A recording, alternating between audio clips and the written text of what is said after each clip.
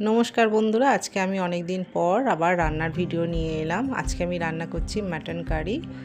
এদিকে সব সবজি কেটে নিয়েছি, আলু, পেঁপে, পেঁয়াজ সব কাটা হয়ে গেছে। মাংসটা ম্যারিনেট করে রেখেছি 2 ঘন্টা আগে। এবার কড়াইটা বসিয়ে দিয়েছি গ্যাসেতে, সর্ষে তেল দিয়ে দিয়েছি, তাতে জিরে দিয়ে দিলাম, গোটা জিরে। এবার তেজপাতা দিচ্ছি, এবার দিচ্ছি শুকনো লঙ্কা। এবার এগুলো একটু হতে দেবো, হয়ে গেলে এতে দিয়ে দেবো পেঁয়াজ কুচো। এবার পেঁয়াজ কুচি দিয়ে দিয়েছি, পেঁয়াজগুলো একটু লাল লাল হতে দেবো, তারপরে দিয়ে দেবো আদা রসুন পেস্ট। পাশের গ্যাসে আমি আর একটা কড়াই বসিয়ে দিলাম, তাতে দিয়ে দিলাম অল্প করে সর্ষের তেল। এতে আমি আলু এবং পেঁপেটা ভেজে নেব।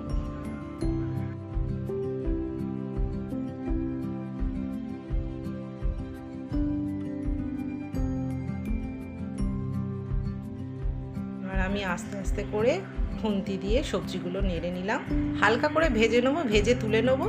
আর এদিকে মাংসে আমি যেগুলো ম্যারিনেট করেছিলাম সেগুলো তো বলা হয়নি, বললাম অল্প করে আদা রসুন পেস্ট আর একটু টক দই, টমেটো পেস্ট আর জিরে বাটা আর ধনে বাটা আর গোলমরিচ গুঁড়ো আর 2টো কাঁচা লঙ্কা বাটা একসাথে দিয়ে মাংসটাকে ম্যারিনেট করে রেখেছিলাম সকালে। আর এদিকে আমার পেঁয়াজটাও হয়ে আসছে ভাজা। আর এদিকে আমি বাটিতে আর একটু টক দই নিয়ে নিচ্ছি। এরপর টক দইটাকে একটু ফাটিয়ে নেব। নেওয়া হয়ে গেলে এরই মধ্যে একটু কাশ্মীরি লঙ্কা গুঁড়ো এবং হলুদ গুঁড়ো দিয়ে দেবো। আগে মাংসের ম্যারিনেটের সময়ও কাশ্মীরি লঙ্কা হলুদ দিয়ে একটু লবণ দিয়ে ম্যারিনেট করেছিলাম। এতেও একটুখানি কাশ্মীরি লঙ্কা আর একটুখানি হলুদ আর একটু চিনি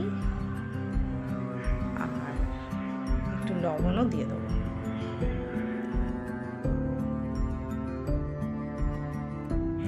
এবার আমার ফাটানো হয়ে গেছে। এবারে ওই পেঁয়াজটাও হালকা লাল লাল হয়ে গেছে, এরই মধ্যে আমি ওই মশলাটা দিয়ে দেবো।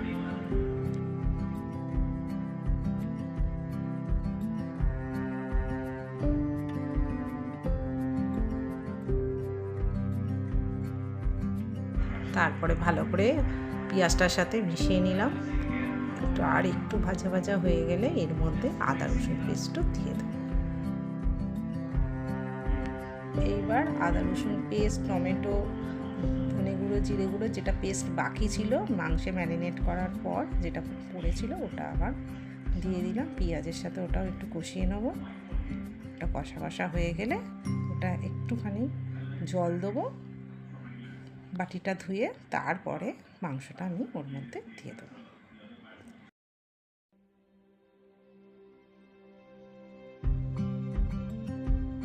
আবার একটু ভালো করে কষিয়ে নিচ্ছি জলটা দেওয়ার পর, না হলে মশলার গন্ধ ছাড়বে। তাই একটুখানি তেল যতক্ষণ না ভাসছে ততক্ষণ আমাকে মশলাটা কষিয়ে নিতে হবে। এদিকে আলু আর পেঁপে যেটা দিয়েছিলাম ওটাও লাল লাল করে ভাজা হয়ে গেছে। এবার ওটা তুলে নেবো। আর এদিকে মশলাটাও আমার একটু তেল তেল মতন বেরিয়েছে। এইবার আমি মাংসটা ওর মধ্যে দিয়ে দিচ্ছি কড়াইয়ের মধ্যে। মটনটা দিয়ে দিয়েছি কড়াইয়ের মধ্যে। এবার একটু ভালো করে কষিয়ে নিচ্ছি। আলু পেঁপেটা লাল লাল হয়ে গেছে, হালকা লাল হয়েছে। এবার এগুলো তুলে নিচ্ছি। এখন মাংসটা আস্তে আস্তে করে জল বেরোচ্ছে, তাই ওটাকে আস্তে আস্তে করে এখন কষাতে লাগবে। ঢাকা দিয়ে দিয়ে কমিয়ে একটু কষাবো। এখন আমি মাংসের মধ্যে মাটন কারি মশলা দিয়ে দিচ্ছি, আর একটু দিয়ে দিলাম। এবার আমি গরম মশলাগুলো দিচ্ছি। ভালো করে নাড়িয়ে নিলাম মশলাগুলোর সাথে মাংসটাকে। ভালো করে মাটনটা কষানো হয়ে গেছে, 20 মিনিটের মতো কষিয়েছিলাম। এবার আমি প্রেসার কুকারে দিয়ে দিচ্ছি মাটনটাকে ভালো করে সিদ্ধ হওয়ার জন্য।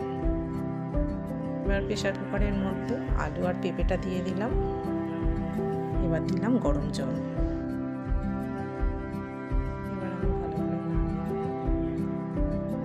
প্রেসার কুকারটা গ্যাস থেকে নামিয়ে নিয়েছি, 5টার মতো সিটি দিয়েছিলাম। এবার আমি মাটনটা ঢেলেও নিয়েছি বাটির মধ্যে, দেখতে পাচ্ছেন যে মেয়েকে খেতেও দিয়ে দিয়েছি। যদি ভালো লেগে থাকে আমার রান্নাটা, তাহলে আপনারা বাড়িতে আমার রেসিপিটা ট্রাই করবেন। আমাদের চ্যানেলটাকে সাবস্ক্রাইব করবেন এবং ফলো করবেন, আমাদের পাশে থাকবেন। থ্যাংক ইউ, অনেক ভালোবাসা রইল আপনাদের জন্য।